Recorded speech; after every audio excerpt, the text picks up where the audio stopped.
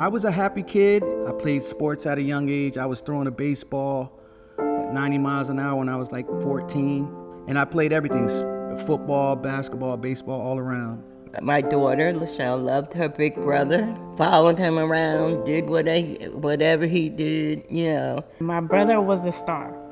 He was the one that had all the attention. Me and my dad clashed and bumped heads, and I went to live with him in South Jersey, and he started hitting me.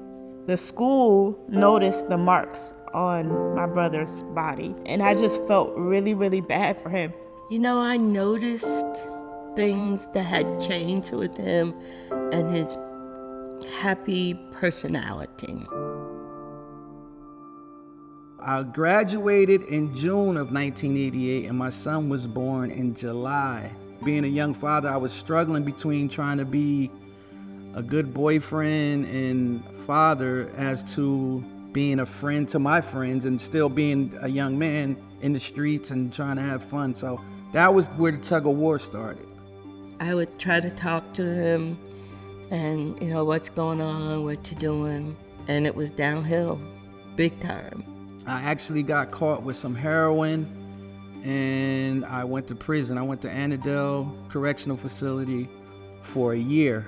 I hated him for not being there. Like, my feelings were hurt, they were crushed, I was disappointed, I was depressed, I was all that in one.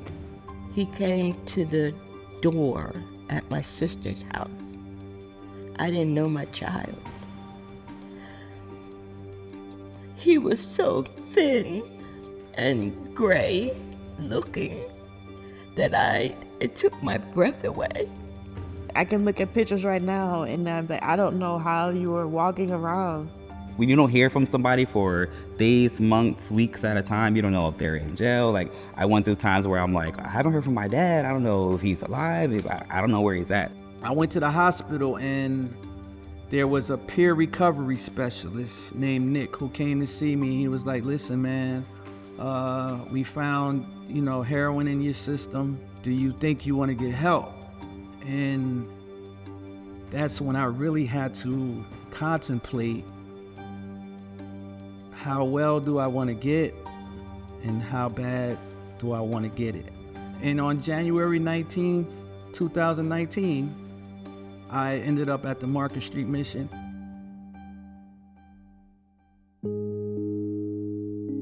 Marcel was constantly smiling, and he was always in an upbeat, mood. And people were just drawn to him. The more that I started talking to him, the more I started realizing that this man wants to change his life and he wants to see Christ. If they get the foundation right in Christ and they have that heart transformation, then they want to do all the other things, because it's not coming from a behavioral change or fear. It's coming from real transformation that comes from the heart. Pastor P saw leadership qualities in me. He would hear how I was a motivator, and he asked me one day if he could mentor me, and I took him up on it. He gives me hope because I see him working towards the transformation of others, and that is a flow-through process. Had Marcel not found Market Street, I don't think he'd be alive. He's excited to get up and do things and actually have a purpose in life. The mission has provided me with my certification in being a peer recovery specialist. I come back, I volunteer, I run a gym here.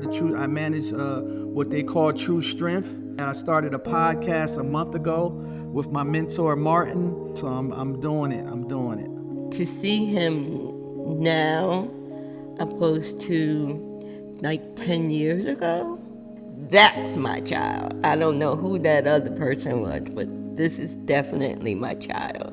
Today, he is the brother I knew when I was little. He's just as popular. He's a shining light. I just am so incredibly proud of him. It gives me an immense amount of joy to see the way that his family life has been restored by Christ.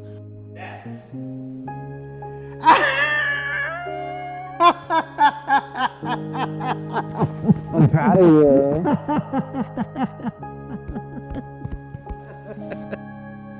Wow. We deal with the God that deals with restoration no matter how far, how long, how deep your mess is, you can always come out of it. And this is a prime example.